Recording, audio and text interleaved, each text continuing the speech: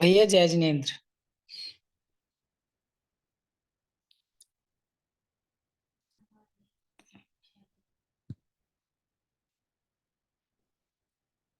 भैया जय जिनेन्द्र।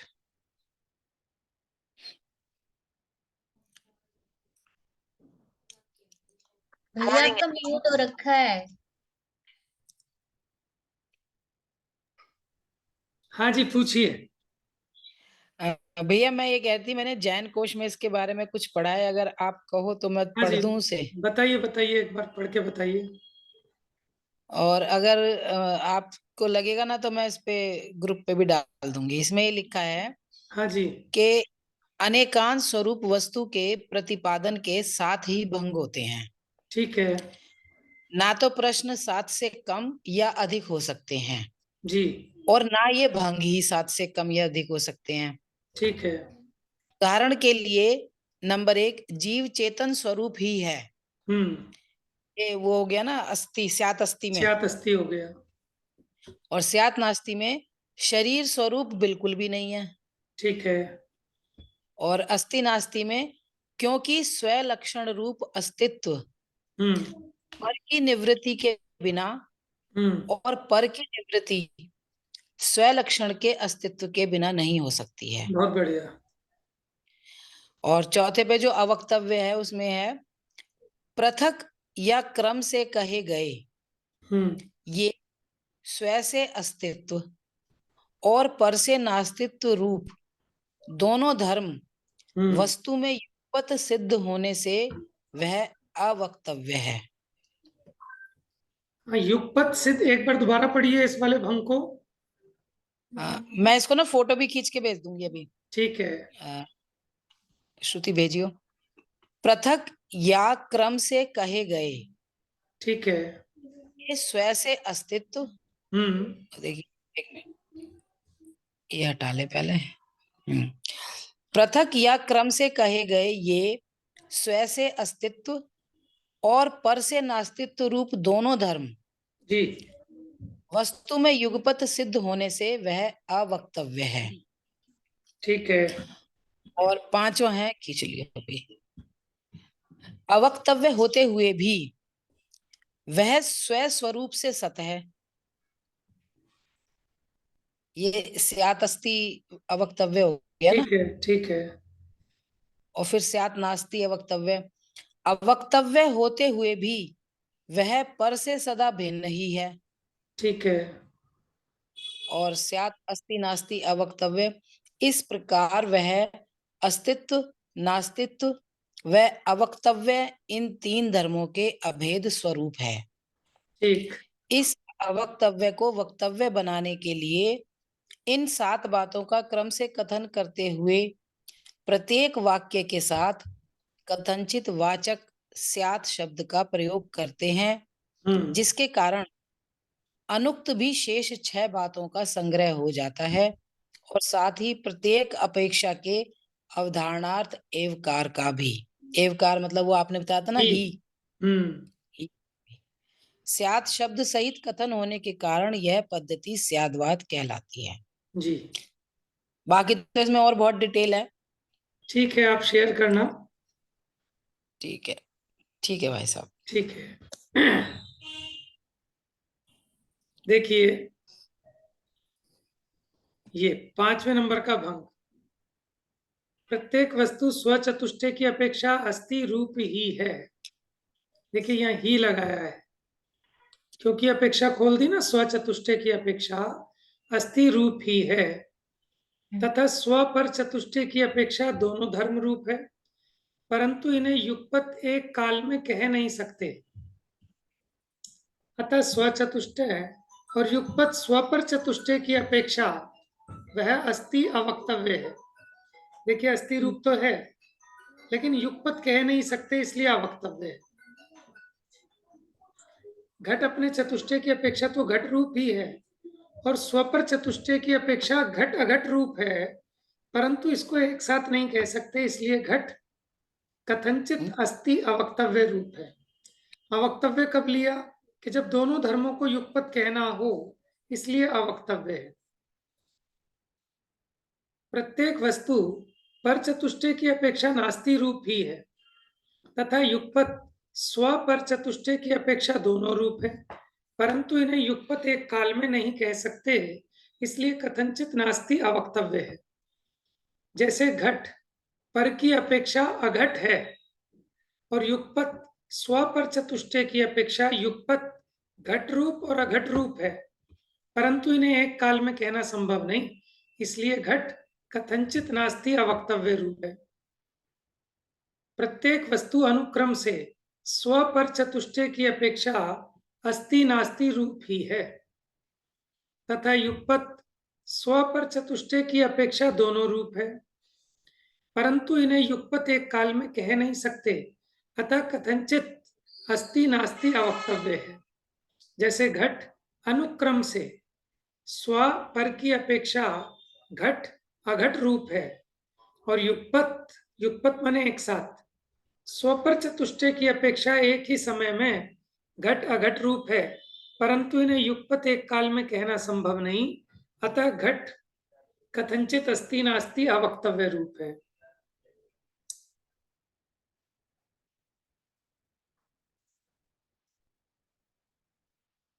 इस प्रकार विधि निषेध की अपेक्षा एक ही वस्तु में 7 भंग होते हैं, हीनाधिक नहीं।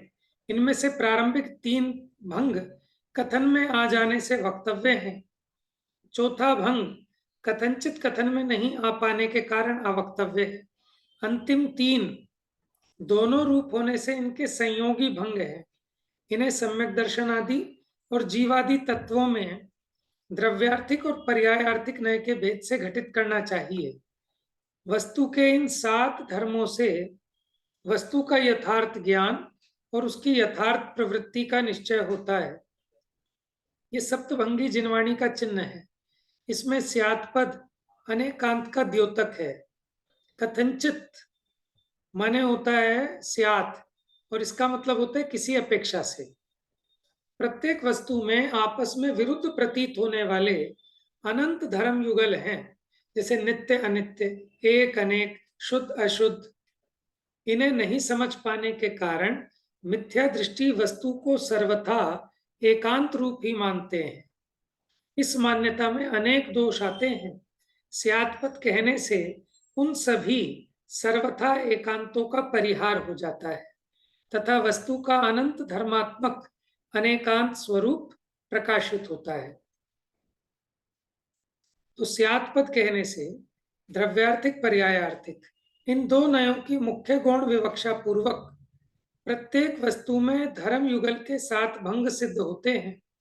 इस प्रकार अनंत धर्मात्मक अनंत वस्तुओं में परस्पर विधि निषेध पूर्वक अनंत सप्तभंगी सिद्ध हो जाती हैं। क्योंकि धर्म युगल अनंत हैं, इसलिए अनंत सप्तभंगियां सिद्ध हो जाती हैं।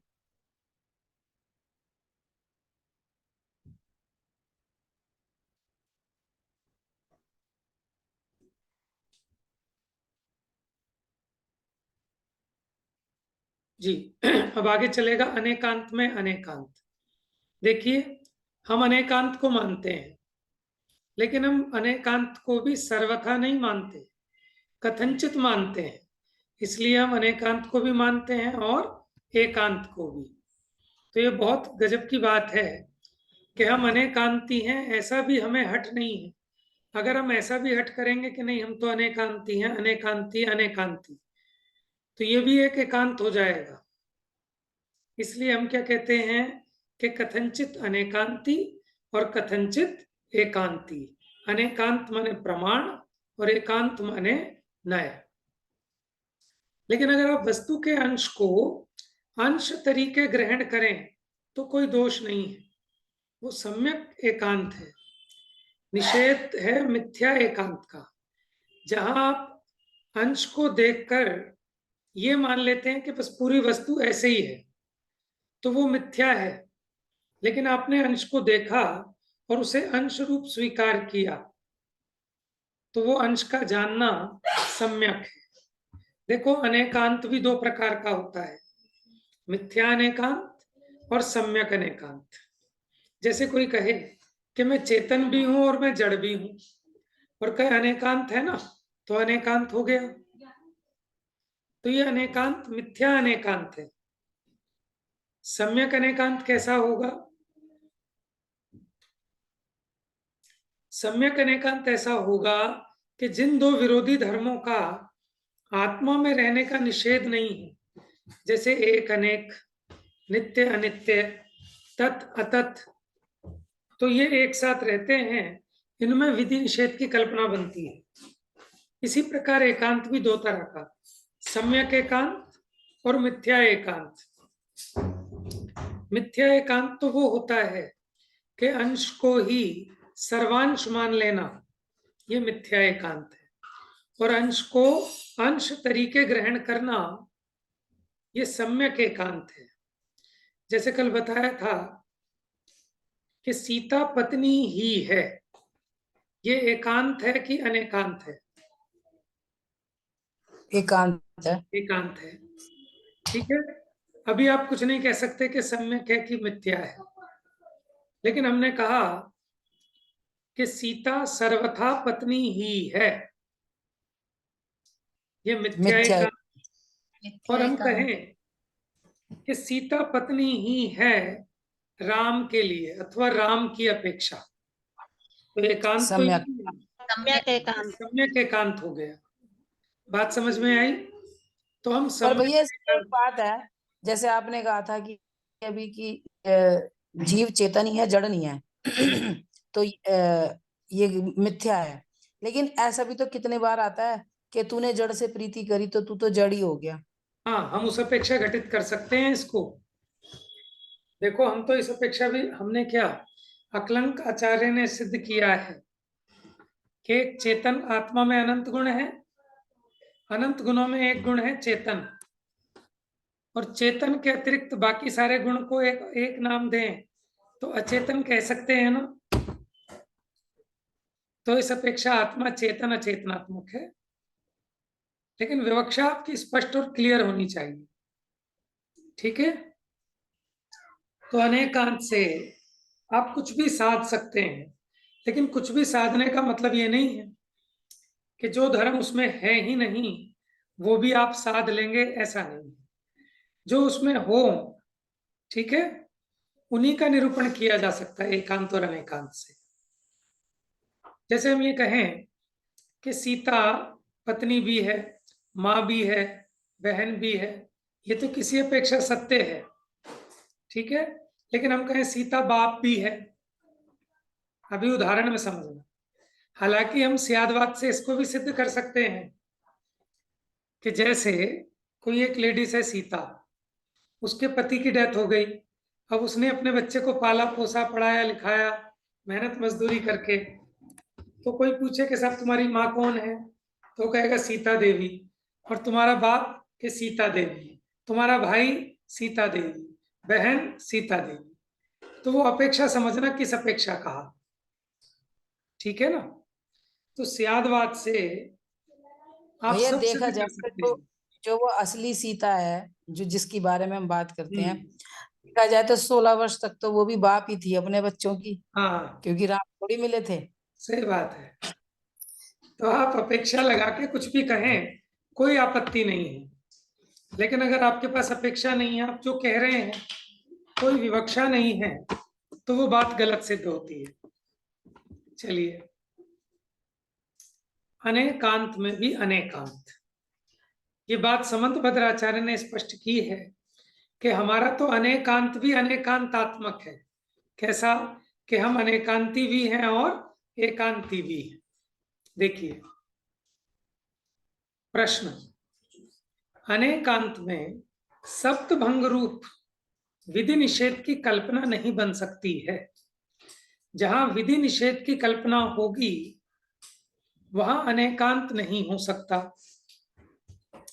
और जहां अनेकांत होगा वहां विधि निषेध की कल्पना संभव नहीं, अतः इसमें सप्तभंगी नहीं हो सकती। प्रश्न समझाऊं पहले आपको। वो कहते हैं अगर वस्तु अनेकांत है तो उसमें सब कुछ है, नहीं है कैसा कह सकते हो आप? अगर आपने कहा कि वस्तु अनेकांत है तो आप है है, ये भी है, ये भी है, ये भी है, ऐसा तो कह सकते हो, लेकिन निषेध की कल्पना कैसे बनेगी उसमें? तो उत्तर कहते हैं इसमें यह दोष नहीं है, क्योंकि यहाँ अनेकांत में भी अनेकांत है, क्योंकि प्रत्येक वस्तु कथनचित एकांत, कथनचित अनेकांत, इसमें भी सप्तभंगी लगा के बता रहे हैं। देखो, कथनचित एकांत अनेकांत, कथनचित अवक्तव्य, कथनचित एकांत अवक्तव्य, कथनचित अनेकांत अवक्तव्य, कथनचित एकांत अनेकांत अवक्तव्य रूप है। अतः अनेकांत में विधि निषेध रूप सप्तभंग बनने में कोई दोष नहीं है।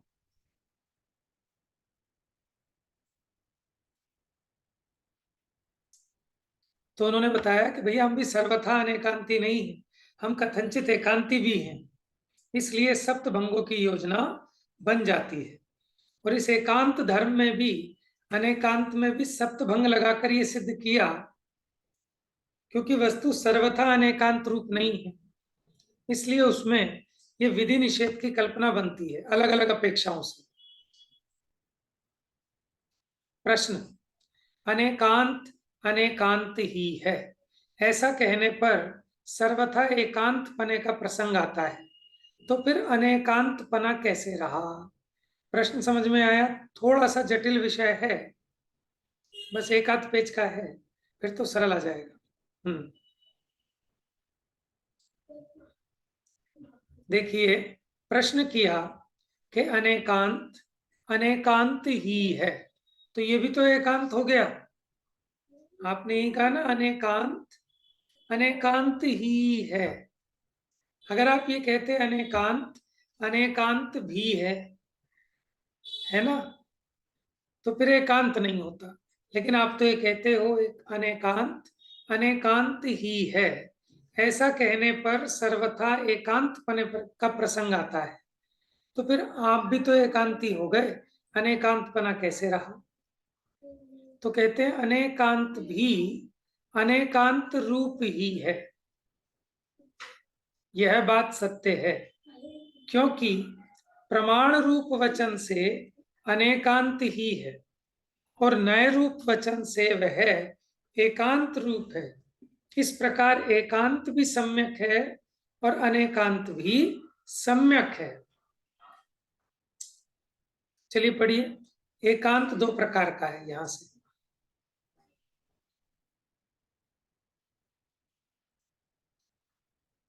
पढ़ोगी प्रीति? पढ़ो। मैं पढ़ती हूँ भैया। एकांत दो प्रकार का है, सम्यक एकांत और मिथ्या एकांत।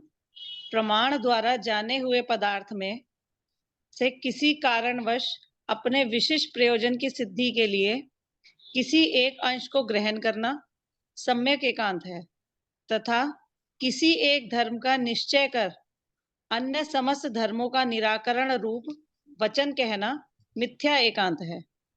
नय की अपेक्षा एकांत में भी सम्यकपना है और प्रमाण की अपेक्षा अनेकांत में भी सम्यकपना है।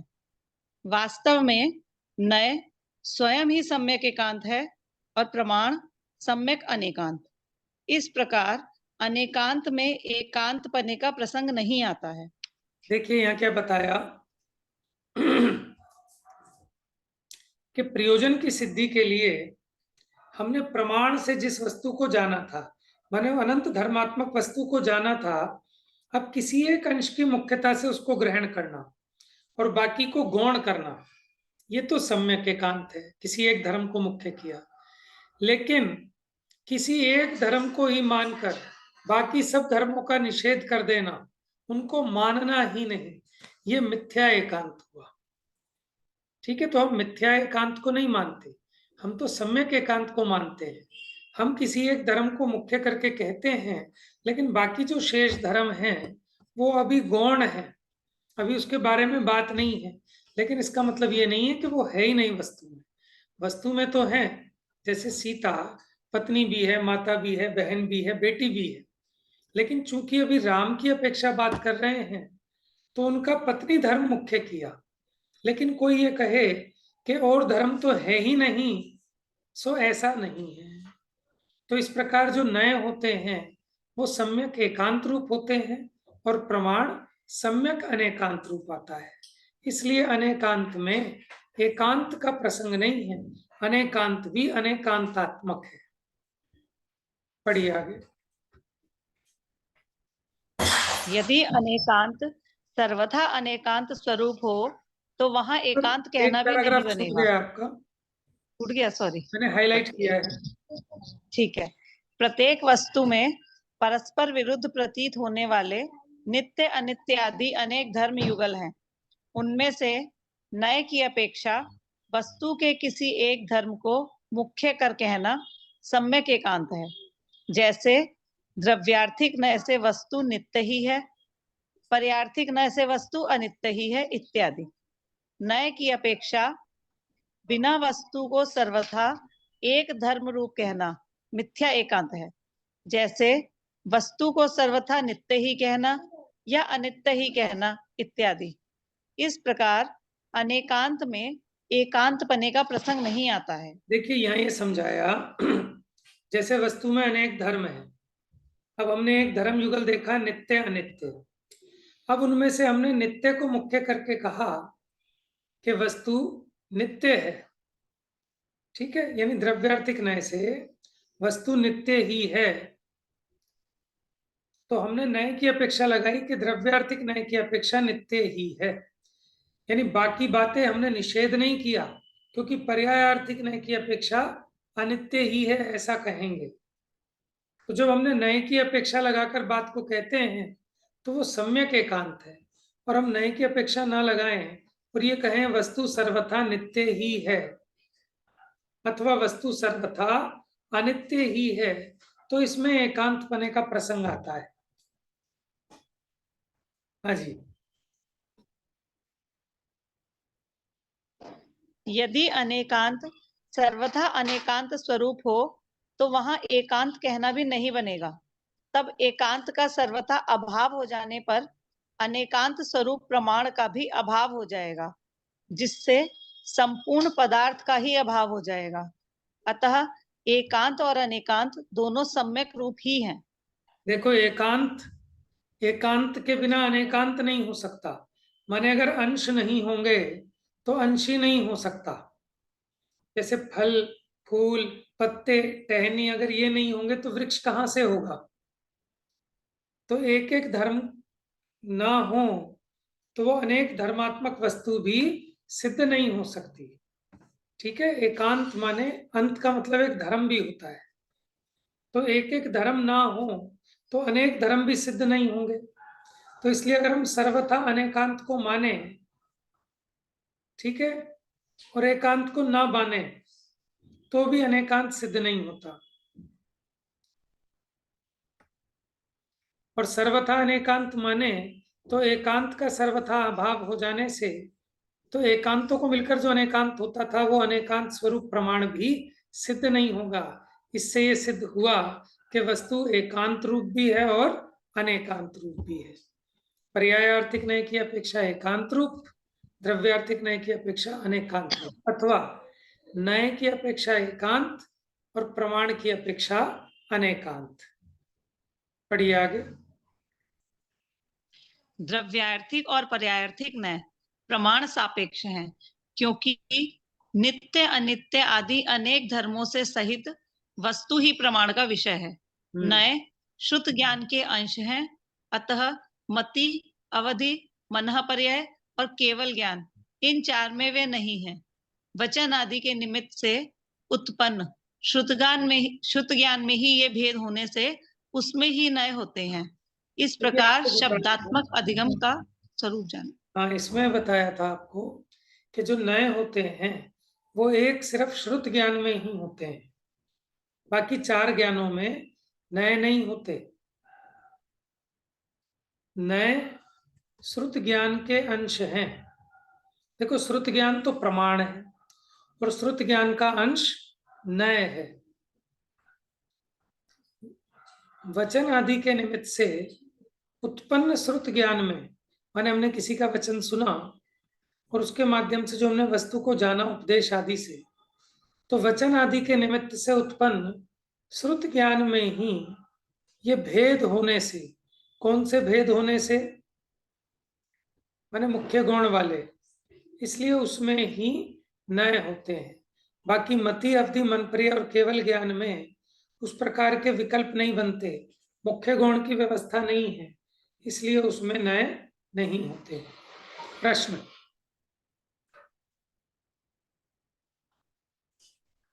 जो है वही नहीं है।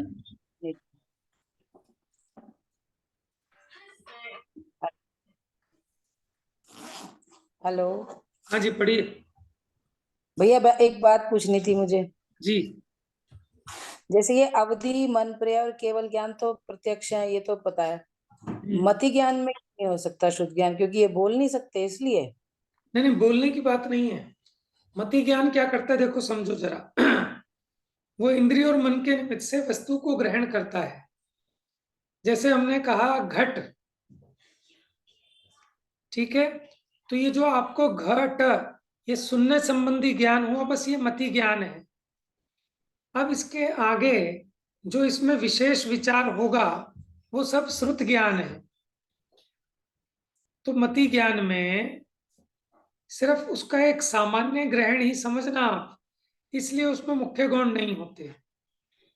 जैसे आपको हवा लगी, या आपने शब्द, जैसे आपने सुना आत्मा, बस आत्मा, ये जो शब्द ज्ञान हुआ, कानों में पड़ा, इसका नाम मति ज्ञान।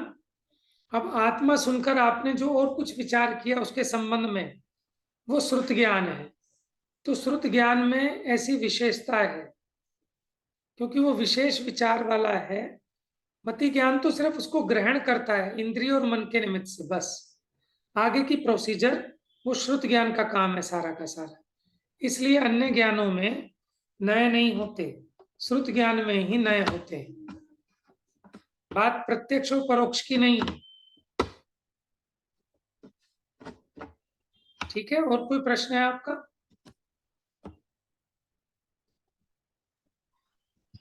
पढ़ो भैया। कहाँ गई भाभी जी, पूछ रही थी ना प्रश्न। हाँ जी भैया, ठीक है, समझ में आ गया मेरे को। ठीक, हाँ जी, पढ़िए, हाँ 5 जी। मिनट और पढ़िए। जो है वही नहीं है। जैसे जो वस्तु नित्य है वही अनित्य है, ऐसा तुम्हारा अनेकांत छल मात्र है। तुमने दूसरों को ठगने के लिए पहले ही अपनी युक्ति विधान बनाकर अनेकांत रूप छल का ग्रहण किया है, अतः यह प्रमाणिक नहीं है। प्रश्न किस किस को समझ में नहीं आया? प्रश्न वाजिब है कि अपनी अपनी डपली, अपना अपना राग आपने अपने आप अपने हिसाब से बना लिए और दूसरों को ठगने के लिए कहते हो कि ऐसा है जी वस्तु का स्वरूप। जो वस्तु नित्य है वही वस्तु अनित्य कैसे हो जाएगी? जो है उसी को कहते हो नहीं है। बताओ, एक सामान्य आदमी भी समझ जाएगा कि बेवकूफ बना रहे हो। अभी मैं कहूं ये लैपटॉप है और फिर कहूं ये लैपटॉप नहीं है, तो ऐसा कैसे हो सकता है? ये तो छलावा है। ऐसे हो सकता है कि ये लैपटॉप है, हम्म, मतलब ये लैपटॉप मेरा है पर ये लैपटॉप किसी और का नहीं है, हाँ, ऐसे ये तो भी हो है। सकता है। और ये लैपटॉप है है लेकिन अपने रूप में है, अपने द्रव्य क्षेत्र काल भाव में तो है, लेकिन टेबल में नहीं है। टेबल में नहीं। लैपटॉप लैपटॉप में है, लैपटॉप टेबल में नहीं है।